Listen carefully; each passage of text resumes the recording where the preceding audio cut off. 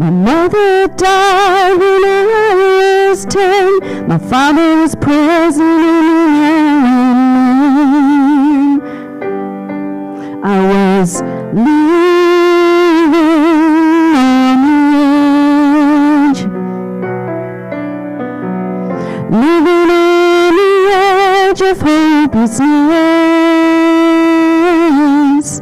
I'm not going to repeat that chorus. Here we go. So many trials, so many tears, working too hard to overcome my fears. So many mistakes after 40 long years of living on the edge. This is the chorus. Here we go. Living on the edge of hopelessness. I hit the bottom, broken down, nowhere to go but up. Walking a tightrope on the edge of a cliff, I just got to start. Here's second chorus. Living on the edge of hope, training my mind to cope. We're going to repeat that. Living on the edge of hope, training my mind to cope. Here's the next part, and this is how we do it. This is how we learn, get better. You can advance the slide to the next one. Here we go. Breathe in the light in, I let myself go. Walking in faith, each moment I grow. Repeat that. Breathe in the light in, I let myself go. Walking in faith, each moment I grow. And the next part goes, say what you feel, speak who you are, let your truth live on. Believe in your heart, all will be well. Know that the light has won. Let's repeat that next part. Say what you feel, speak who you are, let your truth live on. Believe in your heart, all will be well. Know that the light has won. We're going to go back to the second chorus. Living on the edge of hope, training my mind to cope. One more time. Living on the edge of hope, training my mind to cope.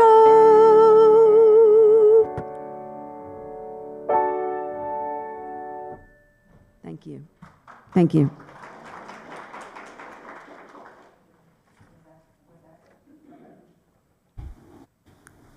Jenna, was that the premiere? No, it was not the premiere. Okay, well, next But song. it's still really, it's All the right. first recorded. Okay, version, I think. there we are. Yeah. Okay, good morning, everyone. I'm Peggy Law, and I'll be the worship associate for today's service. Here at UUFH, we seek to nurture spiritual and intellectual growth for all ages, and to be actively involved in community outreach and service, cherishing diversity and celebrating our oneness with all humanity. We covenant to support each other in the spirit of compassion, respect, and love. I'd like to extend a special welcome for anyone visiting today. We're glad you're here. Following the service, we will have coffee and conversation downstairs, so please join us.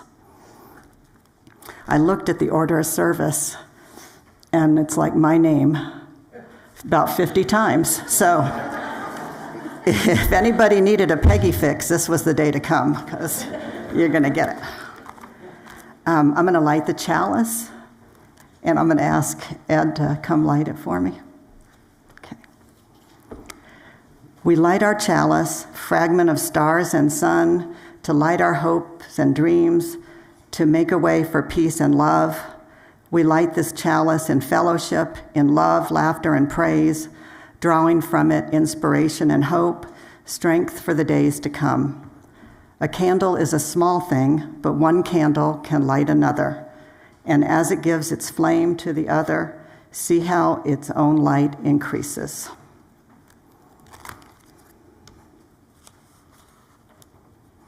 Okay, if you could please rise in body or spirit, and we'll sing our first song. It's hymn number 131, Love Will Guide Us. I think we know this song. Okay, so I don't need to play through it. Oh, no, you do it. Oh, I do? Yeah. Okay, I'm playing through it once. Okay.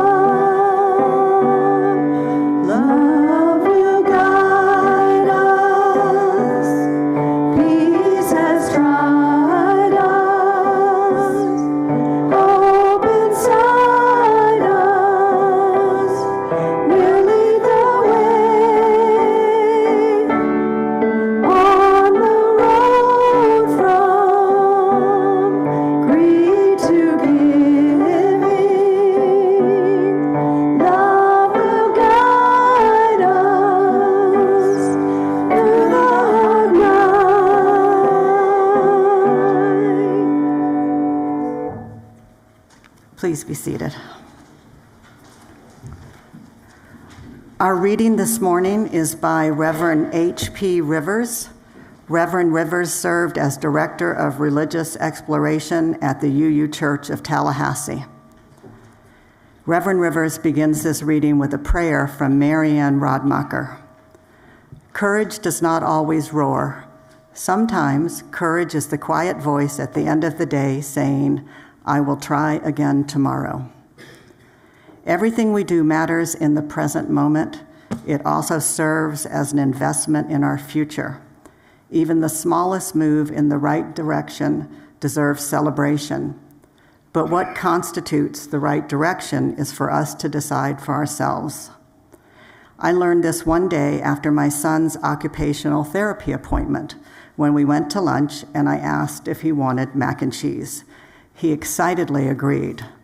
My son is nearly 3 and has several sensory processing difficulties, one of which is extreme pickiness. I had fleeting hopes, high hopes, that he would actually eat his lunch. I was also unsurprised when the lauded mac and cheese arrived and he refused it. After several moments of prompting, I convinced him to taste a small bit of the sauce, but that was all he could handle. He gagged and coughed, so I decided that was enough for one day and got him a bagel instead. I could, and briefly did, choose to define failure by the uneaten $5 portion of mac and cheese. Instead, I chose to define success by the fact that he tried it, without his gagging turning into a more colorful outcome. Often, my need for answers and stability tricks me into believing that there's only one right or wrong way to be. When I internalize cultural messages about the definitions of success or failure, or anything really, I undermine my own sense of self-worth. We all determine our right to self-determination, or we all undermine, our right to self-determination by allowing someone else or society to decide something that we should be free to decide for ourselves. Am I grumpy that I spent $5 on mac and cheese that didn't get eaten? A little bit. And I'm also proud of my son for trying it, and thankful that I had $5 to invest in another small step toward him becoming a more willing eater. Gentleness in our judgment of ourselves and others is an investment in grace, which we can then share with our fellow travelers. In a world that would have us rigidly define success, failure, and anything in between, we could all use a little grace. Reverend Rivers ends this reading with this prayer. Patience, may we remember that the journey is just as crucial as the destination, for upon the journey we learn what must be done once we arrive. May our journeys prepare us for what awaits, and may we be met with kindness along the way. Here ends the reading. I am going to reintroduce someone who we're a fan of here at UUFH, Reverend Phillip Thomason, who's returning from a couple months break from us, I think. He didn't get here till 10:15. I was a little freaked out. But Reverend Lynn Weisberg is here in case she was going to be called to the pulpit again to do a service. So Phillip spent most of his later childhood in Atlanta. He attended Emory University as an undergraduate and a graduate student, and it was there he completed his doctorate. He taught school for a few years and then served as a social worker at the Cerebral Palsy Center of Atlanta, director of the Children's Hospice at Emory University Hospital, and then minister of pastoral care and outreach at St. Mark United Methodist in Atlanta. Phillip and Rick have been together for 26, this is old, probably 27 years now, and still counting. They live in Brevard with their Schnauzer Eleanor. Phillip enjoys traveling and reading. His favorite book is To Kill a Mockingbird. Favorite author, Harper Lee. He also enjoys reading anything on Eleanor Roosevelt. Phillip and Mark love Costa Rica and New York City, and his one regret is not giving Broadway a try when he was younger. Well, I say Broadway's loss is our gain, and we're happy to welcome Phillip back. You're welcome. Okay, now let me defend myself this morning. I did not get here until 10:15. But let me tell you why.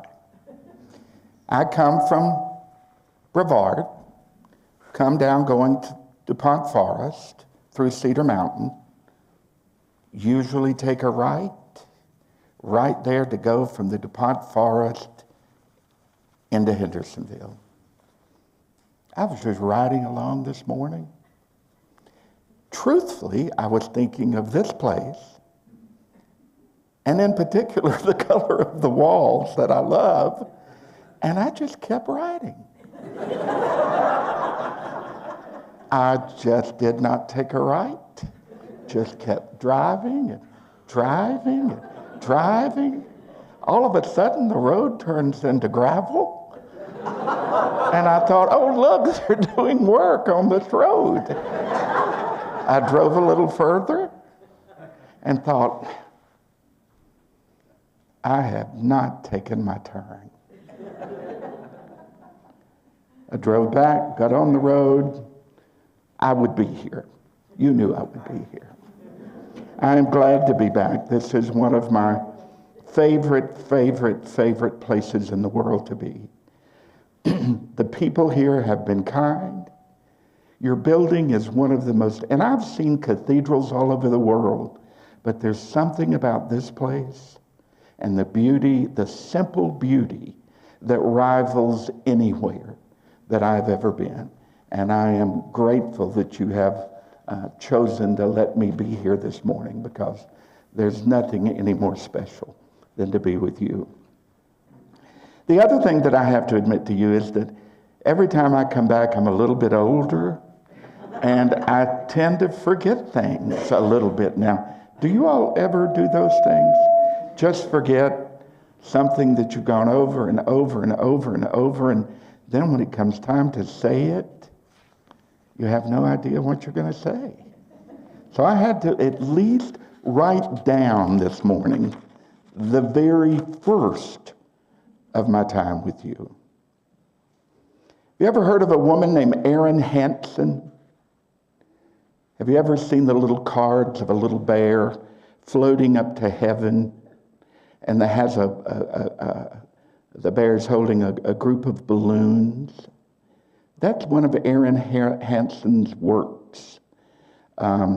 She's the one that came up with this whole idea of, what if I fail?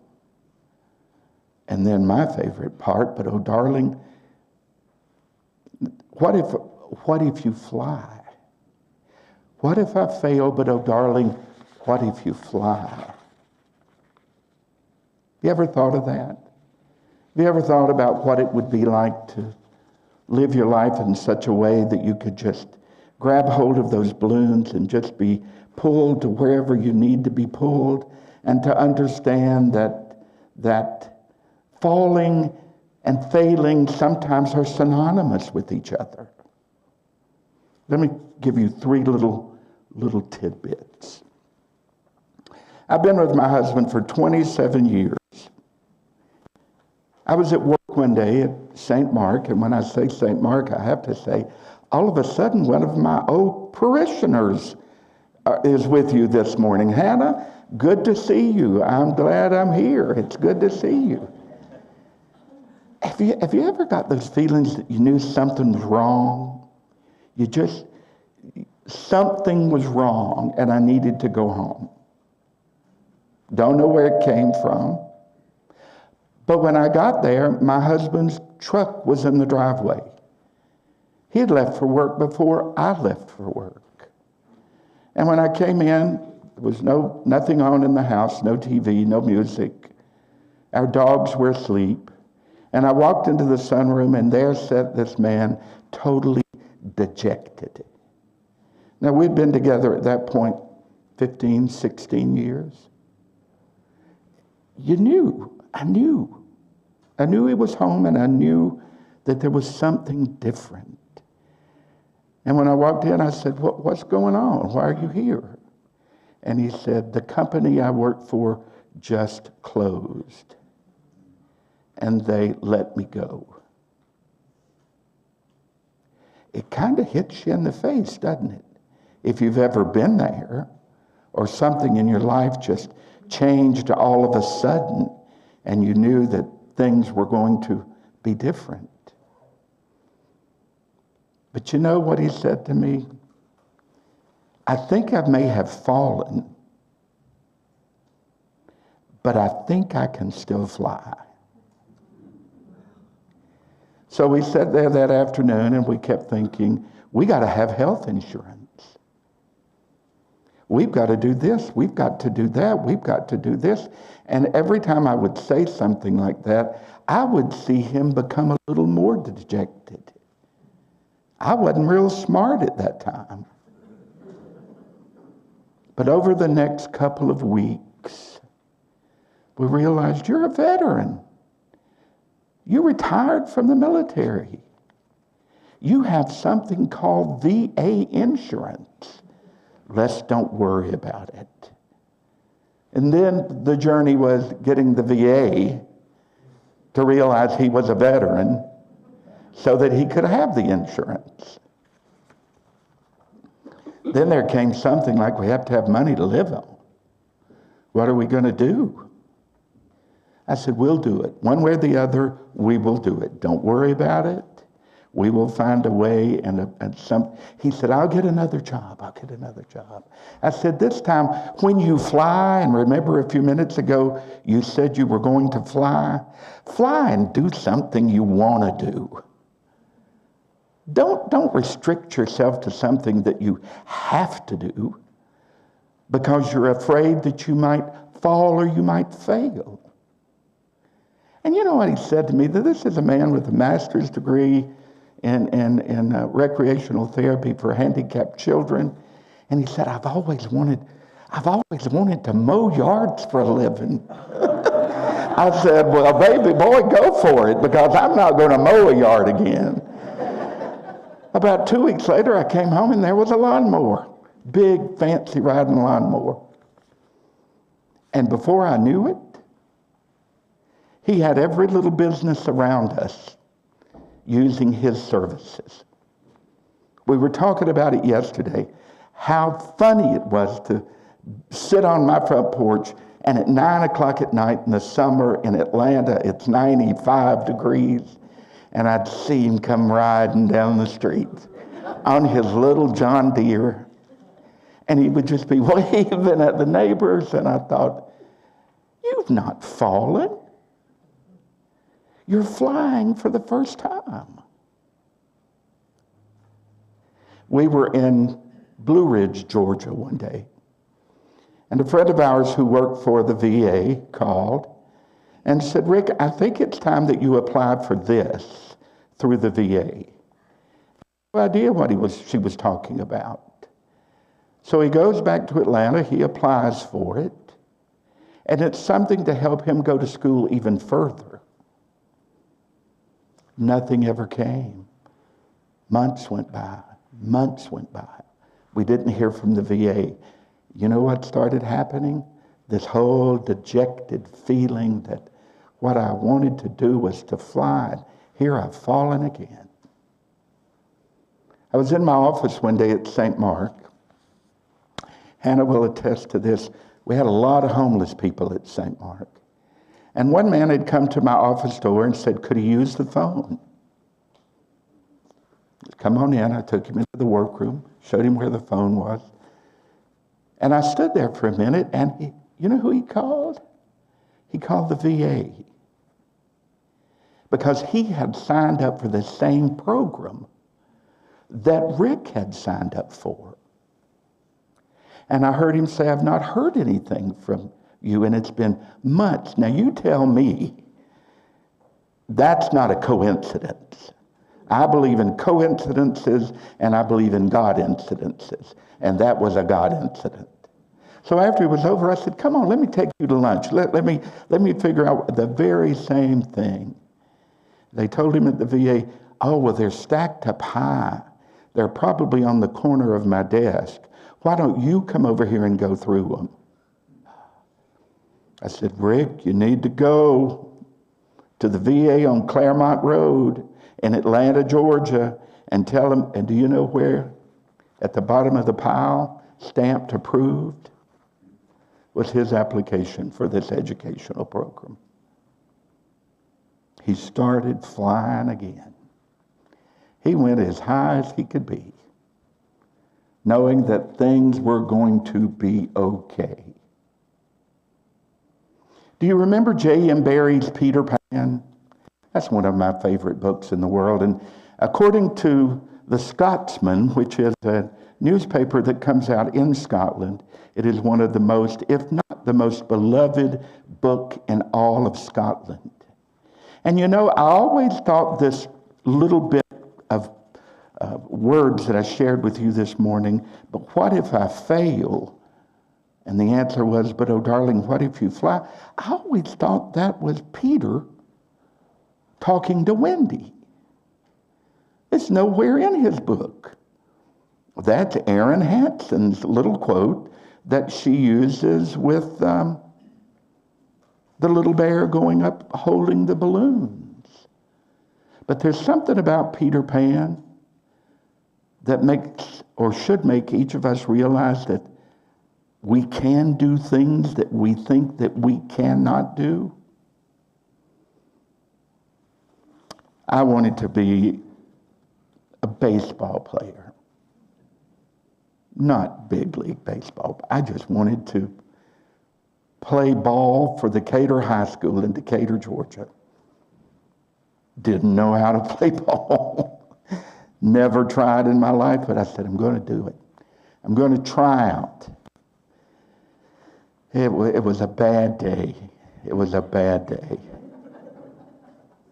All my friends were chosen. Guess who didn't get chosen? I thought I'd just absolutely fallen. I was as embarrassed and as sad as I have ever been in my life. Why do we let something like that happen to children? I couldn't understand it. Why do we allow children to feel dejected when we should be in this world helping everybody fly? Everybody. Not just be on the ground looking at others going up, but we should be in that mix also somehow. I find myself at this point in my life waking up in the morning sometimes just filled with utter sadness, filled with sorrow and filled with pain about what we are allowing and I allow to happen when I get on one of those levels to happen and continue to happen in this world. I cannot stand the sight of a gun. Don't like them. Never will like them, don't plan to like them, and I think it's sadness for me. But I realize that if I become so caught up in not liking it, that I can't do anything about it. I sit by and just moan and groan. What can I do about it? And if I stay there, if I stay down here afraid to fall, or afraid to fail, that nothing in my life is going to make any difference to anybody, it's going to make a difference to me. So 2 years ago, I decided I'm going to, right after the Parkland shootings, probably a little longer than that now, there was a huge march in Washington. All these young people go to Washington. Thousands and thousands and thousands of people. And I thought, I'm going to go. I can make a difference. And I put on my best clerical collar, my black suit, and I had me a sign that said, the world has to be more than prayers and thoughts. Some man came up to me and he said, would you sign this release? And I said, well, it depends on what you want the release signed for, and I'll let you know. He said, we have to let people know that people in this world that are faith-filled people believe the same way that you do. But you can allow yourself to become so down on who you are. I can, and I think most people can, that you just live there. You just stay there. You just exist there. That's not the kind of person that I want to be. I want to stand up for the rights for anybody that needs to be stood up for. People did for me. People has for Hannah. People had for all of those people at St. Mark United Methodist Church that was ready to close back in the middle 90s. And a group of beautiful 75 or older women said, they're not going to close our church. But what can we do? We've fallen. This big, beautiful Gothic building was empty. These beautiful German stained glass windows, and there was maybe 50 people in church that would seat 500. This group of women said, this isn't going to happen. And the first question they said to me when I was sent there along with another man to close the church, they said, what can we do so that whoever the powers that be are not going to close down our church? You know, I really didn't know what to tell them. I knew what my job was. My job from the bishop was, you go find a way to close the church that had been there since 1904 on Peachtree Street in Atlanta, Georgia. So me and this group of wonderful ladies, Miss Mary, you remember Miss Mary Woper. We sat down one day and it was just about the time for Gay Pride Parade, which across the street from us was First Baptist of Atlanta. On this corner was St. Mark United Methodist, and we would hang a great big rainbow flag from the bell tower. You couldn't miss it. But they had never done anything. They just let them march by. This group of little ladies said, why don't we give out water? I thought, it's not a bad idea. Maybe we should give out water. I said, have you ever done this before? One of the ladies said, oh, no, I've never done anything like this. I'm too afraid to do it. Well, we sat there and we talked and we laughed and the day of the Pride Parade, I got there early that morning. And it's before people were afraid to drink out of, as my mama would have called them, hose pipes.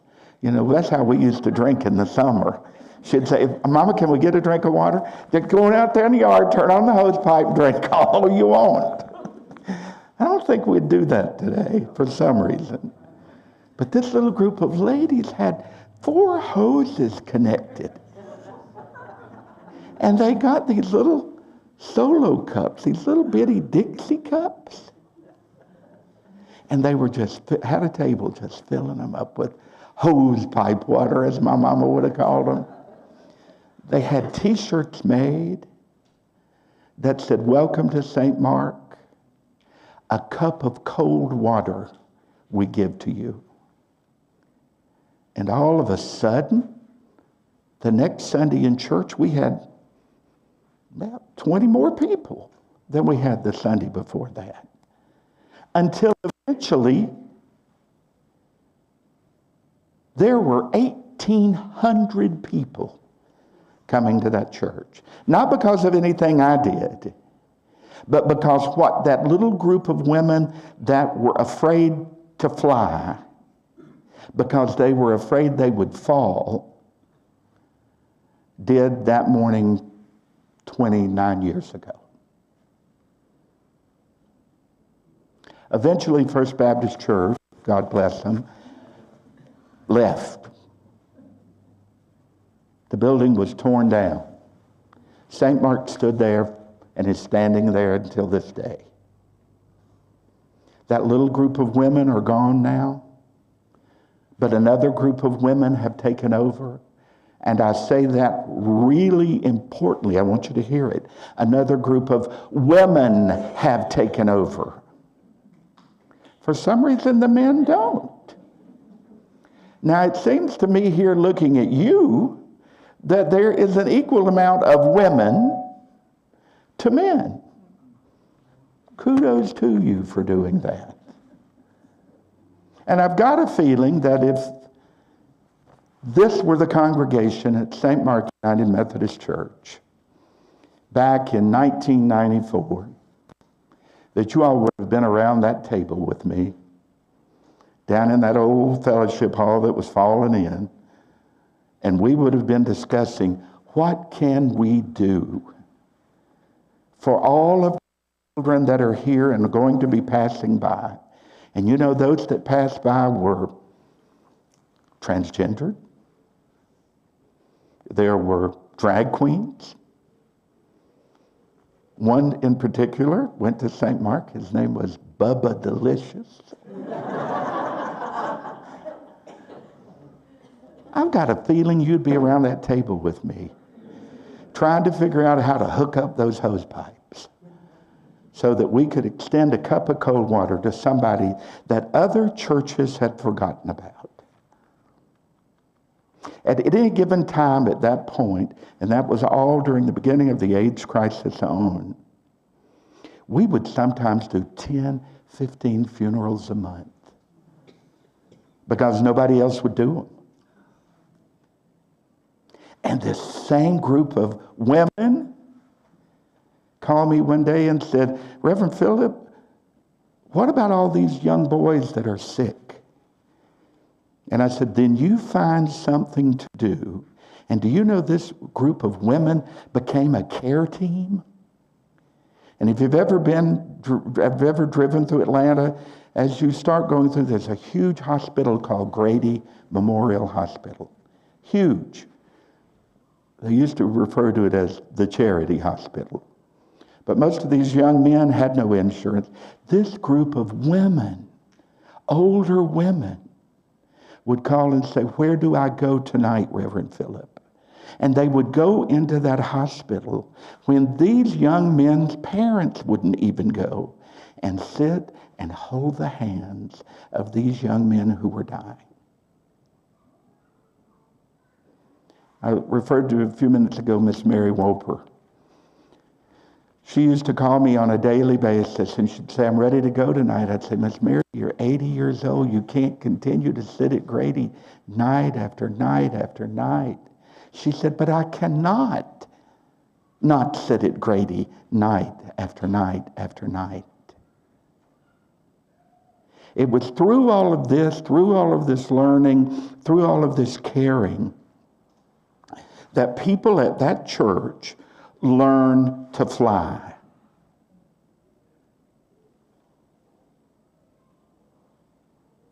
They didn't care who saw them. They didn't care who they opened their doors to. They learned to fly. And they're all over the country now. I've been gone from that church for 10 years. I think I've got like 3,200 people on my Facebook account because they keep finding you. Not because of what I did, but because they learned to fly there. They were no longer afraid of who they were. They were no longer afraid of the disease that they were living with. We've got to live and move on. We can't be afraid of failure, afraid of falling. We're going to grab hold of those balloons and we're going to fly. Now you got to be honest with me and then I'm through. Be honest. How many people in here have ever been afraid of falling? Be honest. How many people, through all of that fear of falling, came to a point in your life to where you were just glad to fly? Whatever that flying may mean to you. I know I was telling a gentleman this morning when I retired from the United Methodist Church, I used to get letters from the bishop that would say, Reverend Dr. Phillip Thomason, St. Mark. I retired and I got a letter that said Phillip Thomason. And when I opened it up, they had rescinded my ordination because I was gay. And then the bottom part of the letter got a little better. Ha ha. We're also not going to give you your pension.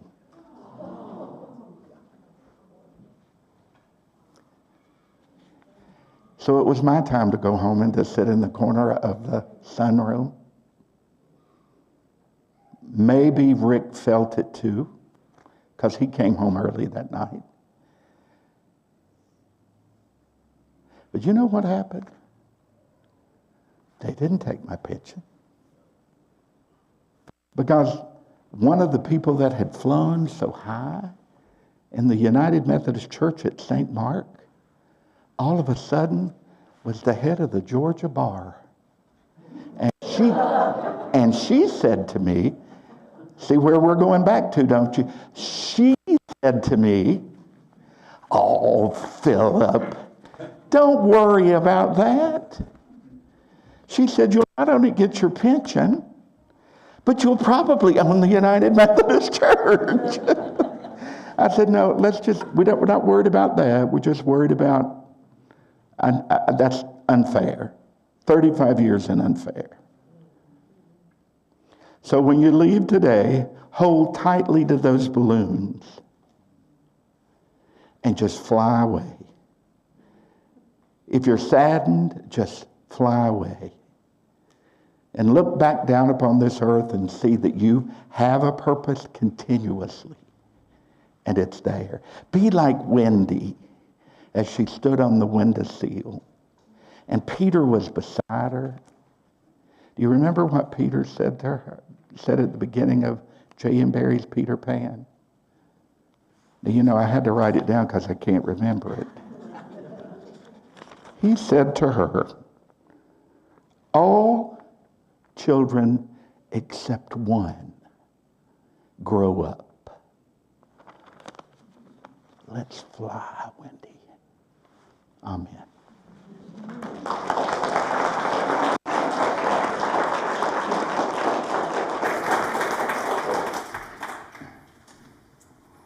Thank you, Philip. I think you should have gone for the church.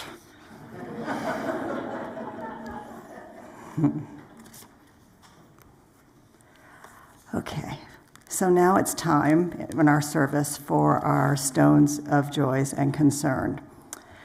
This is a moment of intimate sharing for this faith community, a time when we're invited to reflect on our personal lives and those heartfelt experiences we've had during the week.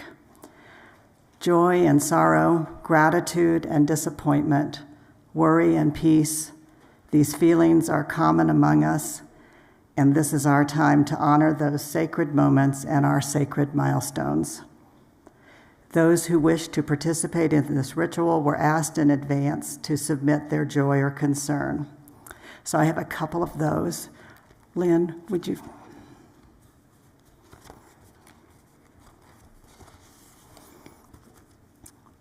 Okay.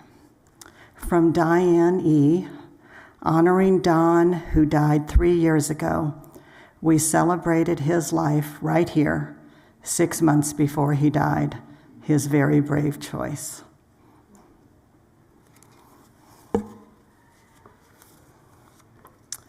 From Keith D., his wife Pat is back from a recent hospital visit. She is now at the medical center in Carolina Village. No in-person visits, but cards would be appreciated. And from Becky E., my friend Janet has started chemo and radiation for lung cancer. Please keep her in your thoughts. And then I have a personal stone, 11 stones, for the number of years our dog Jack lived before we lost him on Monday. I don't know. You just get through it, I guess. So it was good to come here today. Anyone else have? Raise your hands, please, and we'll put a stone in. 1, 2, 3, 4, 5, 6, 7, 8.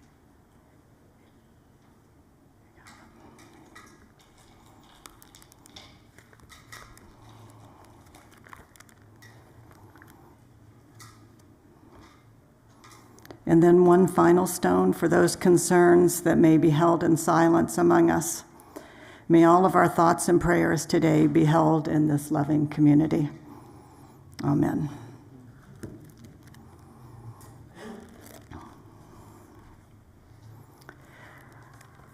Let's have a few minutes for a meditation. Lou, will you dim the lights, please?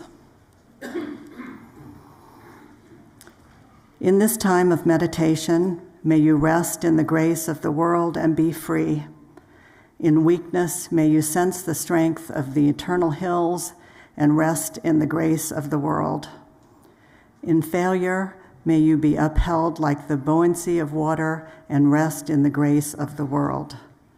In limitation, may you remember that the choices may be as great as the expanse of the sky and rest in the grace of the world.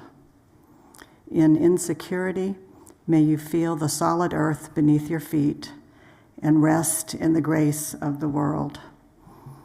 In despair, may you hear the joy in birds singing and rest in the grace of the world. In fear, may you feel the warmth of the sun and rest in the grace of the world.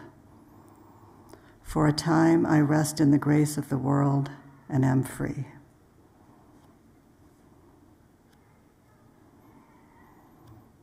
So be it.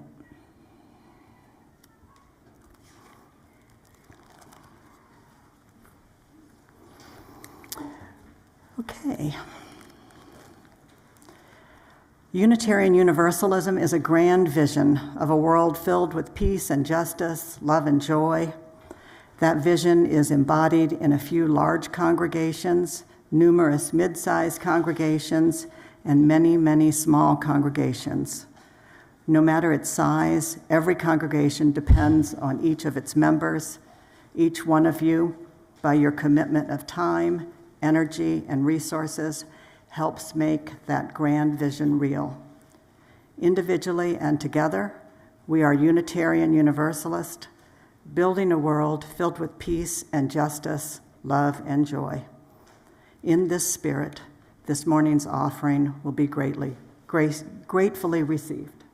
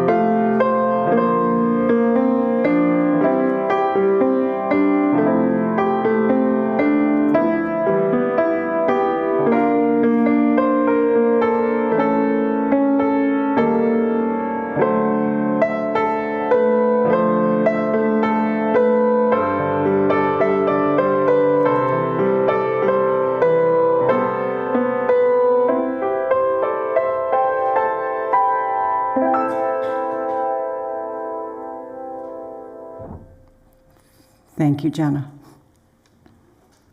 Please join me in the dedication of the offering. To the work of this congregation, which is weaving a tapestry of love and action, we dedicate our offerings and the best of who we are.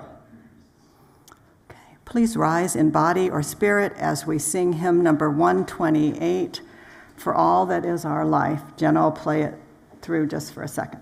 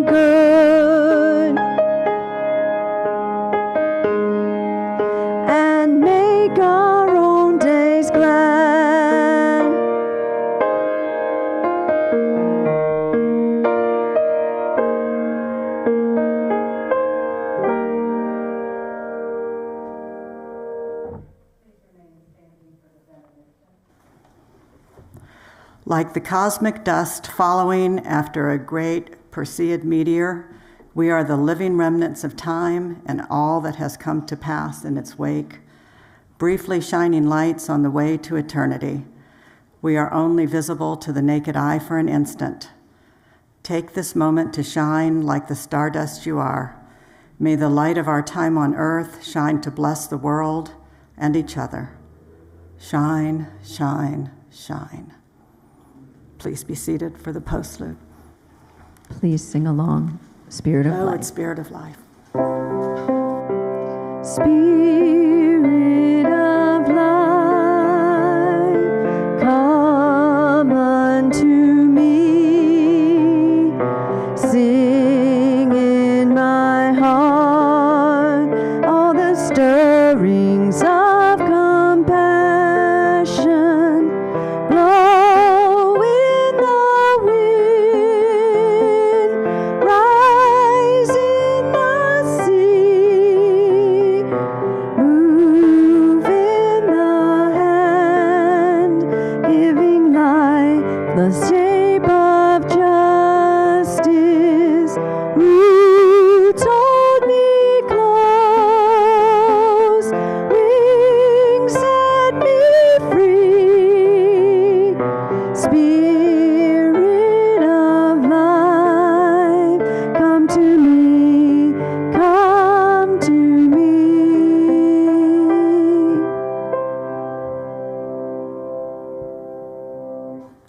Thank you for coming. Go in peace.